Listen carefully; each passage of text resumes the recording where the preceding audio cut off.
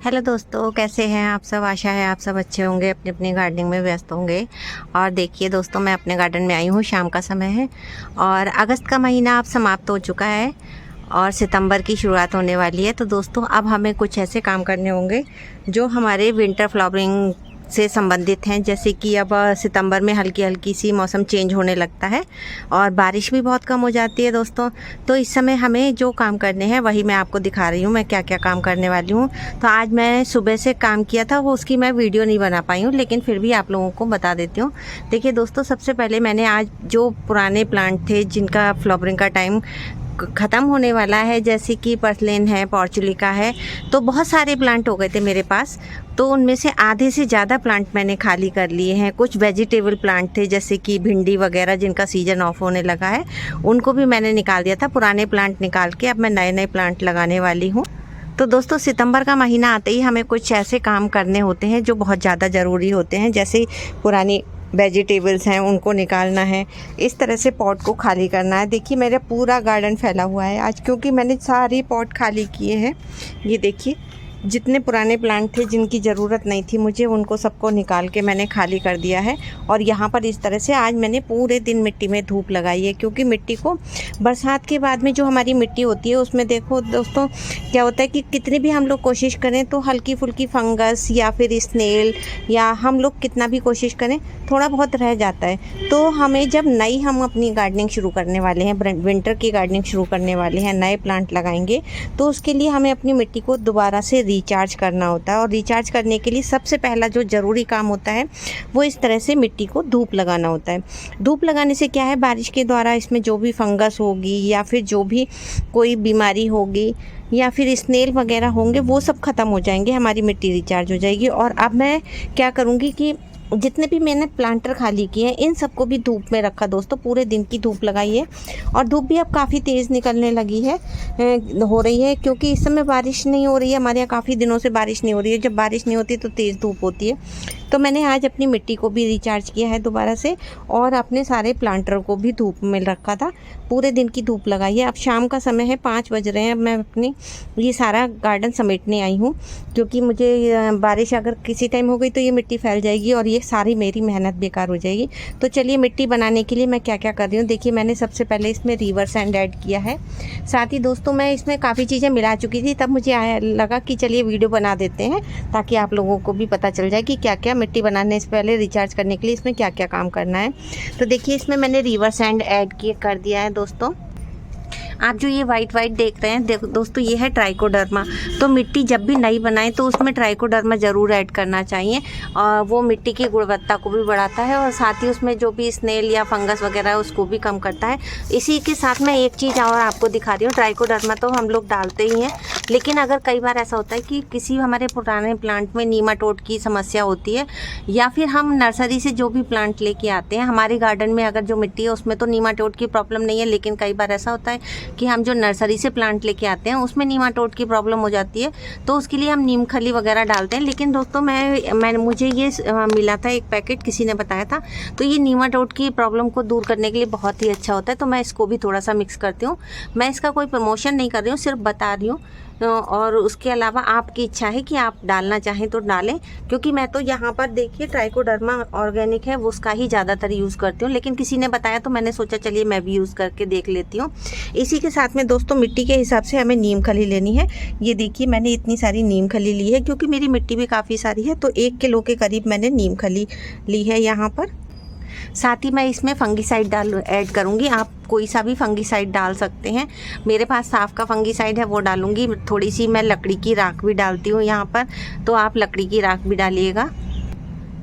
लकड़ी की राख से एक तो फ़ायदा ये होता है कि वो कीटनाशक होती है। कीट हमारे मिट्टी में अगर किसी तरह का स्नेल वगैरह होंगे तो उनको ख़त्म करेगी। फंगीसाइड का भी काम करती है, और साथ ही दोस्तों वो फर्टिलाइज़र का भी बहुत अच्छा काम करती है। यहाँ पर मैं थोड़ा सा सरसों की खली को ऐड करूँगी, इसमें सीवीड ऐड करूँगी। और मेरे प्लांटर में देखिए, मैं दिखाती हूँ इस तरह से, जो भी गार्डन के पुराने पत्ते होते हैं, सूखे हुए पत्ते, तो वो मैं ज़रूर गार्डन के जितने भी पुराना गार्डन वेस्ट होता है वो मैं इस तरह से प्लांट भरने के लिए इसमें यूज़ करती हूँ। तो चलिए, और इसमें मैं वर्मी कंपोस्ट भी ऐड करूँगी। चलिए, मिट्टी बनाकर फिर मैं आपको दिखाती हूँ। देखिए दोस्तों, इसी के साथ में मैं एक और काम कर रही हूँ। जो मेरी कटिंग्स लगाई हैं मैंने अपनी छोटी छोटी सी, ये देखिए सिर्फ 6 इंच का पॉट है ये। गहराई इसकी 6 इंच से ज़्यादा नहीं होगी, बल्कि 6 भी नहीं है, 4 ही इंच होगी। और मैंने इसमें बहुत सारी गेंदे की कटिंग लगाई हुई है और मैं आपको दिखा रही हूँ। यहाँ पर मैंने एक कटिंग ये भी लगाई हुई है। चलिए मैं आपको इसकी पलट के दिखाती हूँ। ये देखिए कितनी सारी इसकी रूट्स बन गई हैं कटिंग की। देखिए दोस्तों, तो इस समय आपने जो अगर कटिंग लगाई हुई है और वो आपकी चल गई हैं तो आप इनको ज़रूर लगा दीजिए पॉट में निकाल कर। ये देखिए बहुत ज़्यादा रूट बन गई हैं इनकी। देखिए दोस्तों, मैंने ये मिट्टी तैयार की थी, आप लोगों से शेयर की थी, और अब मैं इसमें सारी ये अपनी गेंदे की कटिंग लगा रही हूँ। क्योंकि जितनी जल्दी हम गेंदे की कटिंग ग्रो करके लगाएंगे, उनको वुशी करने का टाइम मिल जाएगा और हमें जल्दी ही फ्लावरिंग मिलने लग जाएगी। तो चलिए मैं अपनी इन कटिंग्स को लगा लेती हूँ जल्दी से, फिर मैं लगा के आपको दिखाती हूँ। ये गेंदे की कटिंग लगा दी है मैंने, और ये देखिए गुलदाउदी की कटिंग जो लगाई है उनमें भी बहुत अच्छी रूट आ गई हैं। और एक ही मैंने फाइकस की कटिंग लगाई थी, और फाइकस की देखिए छोटी सी कटिंग से कितना अच्छा मेरा प्लांट बन के तैयार हो गया है। देखिए दोस्तों, मिट्टी तो मैंने सारी समेट ली है और कुछ गमले भर दिए हैं, उससे कुछ प्लांट लगा दिए हैं, और उसके साथ ही मैंने थोड़ी मिट्टी अपने एक जगह पर इकट्ठी करके स्टोर करके रख लिया। क्योंकि अब विंटर के टाइम पे हमारे पास अगर मिट्टी बनी हुई होगी तो हम फटाफट उससे पेड़ लगा सकते हैं। साथ ही साथ दोस्तों, इस समय बहुत ज़रूरी काम जो है विंटर प्लांट्स के बम्पर फ्लावरिंग लेने के लिए, मैं NPK जो फ्री का ऑर्गेनिक NPK है वो लोग आप देख ही रहे हैं। बनाना पील है, इनको मैंने सुखा लिया है। ये ऑरेंज पील है, इनको सुखा लिया है। हमारे यहाँ इस समय मौसमी वगैरह जो आते रहते हैं, हम लोग दूध पीते रहते हैं, तो उनके पील जितने भी हैं, चिक्कल जो है, मैं वेस्ट नहीं फेंकती हूँ, उन सारे वेस्ट को मैं इकट्ठा करके सुखा लेती हूँ। क्योंकि अभी तेज धूप में इस समय ये सूख जाते हैं, इनको मैं ग्राइंड करके और स्टोर कर लेती हूँ। इसी तरह ये बनाना पील है, इनको भी सुखा कर स्टोर करके रख लेते हैं, तो फिर ये कभी भी ख़राब नहीं होते हैं। क्योंकि हम लिक्विड फर्टिलाइज़र बनाते हैं तो वो हमें जल्दी ही ख़त्म भी करना पड़ता है। हम उसे बहुत ज़्यादा 15 दिन रख लेंगे, इससे ज़्यादा हम नहीं रख पाएंगे। लेकिन जब हम सुखा लेंगे इस तरह से, तो हम इसको बहुत लंबे समय तक स्टोर कर सकते हैं। इसी तरह ये देखिए अनियन, प्याज के छिक्कल, इनको भी मैं सुखाकर ग्राइंड करके रख लेती हूँ।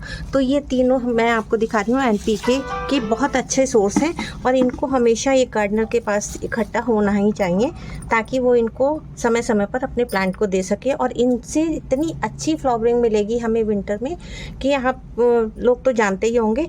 तो इसको मैं बहुत ज़रूरी काम में समझती हूँ और इसको भी कर रही हूँ। इसी के साथ मैंने दोस्तों कुछ और भी किया है, वो मैं आपको दिखाती हूँ। ये देखिए दोस्तों, ये पीपल के बहुत सारे पेड़ हैं, और ये पीपल के पेड़ कहीं भी निकल आते होंगे, आपने देखा होगा घर के सामने, नाली के किनारे, गमले में। तो हमारे यहाँ क्या होता है कि हम घर में पीपल का पेड़ नहीं लगाते हैं।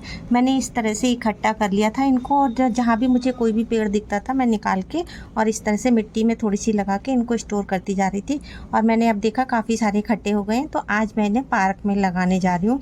क्योंकि पार्क में, रोड साइड पे इस तरह से हमें छायादार पेड़ लगाने चाहिए, ताकि हमारा जो हमें ऑक्सीजन की कमी हो रही है, पीपल का पेड़ से तो हमें बहुत अच्छी ऑक्सीजन मिलती है।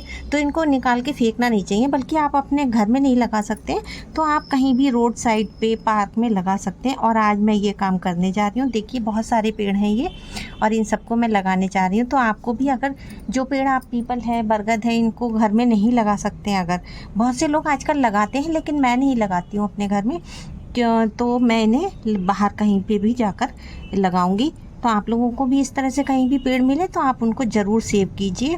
क्योंकि हम गार्डनर लोग हैं अच्छे, और ऑक्सीजन आप देख ही रहे हैं कितनी कमी होती चली जा रही है ऑक्सीजन की। कोरोना के टाइम में तो आपने देखा ही था। तो जो भी पेड़ मिले हमें उसे वेस्ट नहीं करना है, फेंकना नहीं है, उसे ग्रो करना है। तो चलिए दोस्तों, बस वीडियो में आज मैं इतनी ही वीडियो में शेयर करूँगी मैंने क्या क्या काम किया है। आपको वीडियो पसंद आए तो प्लीज़ फुल वॉच कीजिए, लाइक कीजिए, शेयर कीजिए।